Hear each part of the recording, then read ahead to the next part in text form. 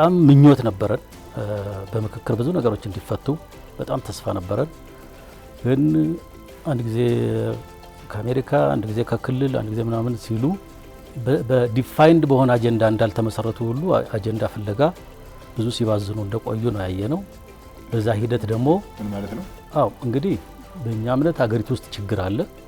በዋናነት የፖለቲካ ችግር አለ። ለምሳሌ እኛ ሀገራዊ እርቅ ያስፈልጋል። ሴት ማድረግ ያለበት ማለት ነው።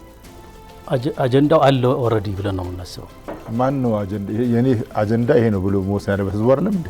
ስለዚህ በባዶ ነው የተመሰረቱት ማለት ነው ምንም ሳይኖር። አዩ ቀደም ካሉት ጋር እንጣጣም የተጣጣመ እኮ ነው። ህዝቡ ድምጹን ያሰማ እስከ ወረዳት ከታች ብለዋል። አሁን ያ በምርጫ ነው። አሁን ደግሞ በምርጫ ወኪሉን ያምጣ፣ ሁለቱን አትቀላቀል። ከምርጫ እኮ የሚቀርበው ጉዳዩ ነው። ጉዳዩ እኮ ነው። ጉዳዩ አገራዊ ጉዳይ ከምርጫ ይቀድማል። ምርጫ እኮ ይሄንን ጉዳይ እንዴት ማኔጅ እናድርገው ነው። ስለዚህ አሁን እናንተ የምትቃወሙት የፖለቲካ ፓርቲው በሰጡት ወይ ደግሞ የተወሰኑ አካባቢ በሰጡት አጀንዳ ላይ ብቻ ነው መወያየት ያነበረበት ነው የምትሉት። አይ አጀንዳ ፍለጋ መከራ አልነበረበትም። ኦልሬዲ የተሰጠነው አጀንዳ አለ፣ በሱ ላይ ብቻ ነው ውይይት መደረግ አለበት የሚለው ዲሞክራሲያዊ ነው ወይ?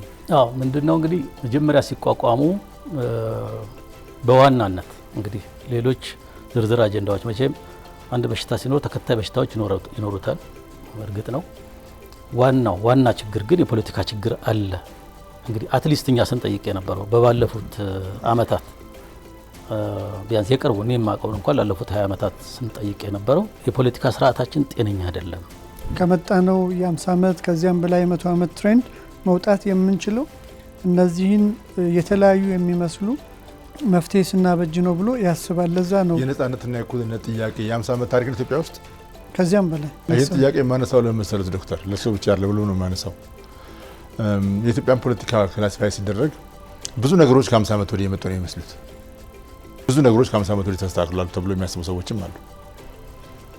ተሟልቶ አልመጡም እንጂ የተሻሻሉ ነገሮች አሉ። አብዮቱ የተሻሻሉ ነገር አለ፣ ኢህአዴግ ያሻሻሉ ነገር አለ፣ ብልጽግና እንደዚህ እያለ ይመጣል እንጂ ያለፈው 50 አመትን ከ67 66 በፊት የነበረው 50 አመት የሚያሞካሽ ታሪክ አይደለም ያለን የሚሉ ወገኖችም አሉና እዚህ ውስጥ ባላንስ እንዲኖር እኔ የ50 አመት የ100 አመት የሚል መነሻ ሪፈረንስ እንደ ነጻነትና እኩልነት ፓርቲ የለም። ብልጽግና ከኢህአዴግ የሚለየው በተለይ አንድነትና ብዝሃነትን በማስተናገድ ረገድ ምንድነው? አንዳንድ ክሪቲክሶች ያለውን የቀጠለው ብለው ያስባሉና ምንድነው ሚዛኑን ለመጠበቅ ታልፎ የተወሰኑ እርምጃዎች ምንድናቸው ወይስ ደግሞ የሚወሰዱ እርምጃዎች ምንድናቸው? ይህንን ለማድረግ ምን የተለዩ ስራዎች ተሰርተዋል የሚባል ከሆነ የመጀመሪያው ከፓርቲው ነው የሚጀምረው። እንግዲህ ኢህአዴግ እንደምናስታውሰው 4 ፓርቲዎች የመሰረቱት ግንባር ነው። ከአራቱ ውጭ ያሉት አጋር ናቸው። ብልጽግና አሁን ከጫፍ እስከ ጫፍ ሁሉንም ክልሎች ያቀፈ ፓርቲ ሆኖ ተመስርቷል። በመንግስታዊ መዋቅርም ከ76ቱ ብሔረሰቦች በፌዴሬሽን ምክር ቤት እውቅና ካገኙት ውስጥ 74 75ቱ ውክልና አመራር ውክልና ያላቸው ፓርቲ ነው ማለት ነው።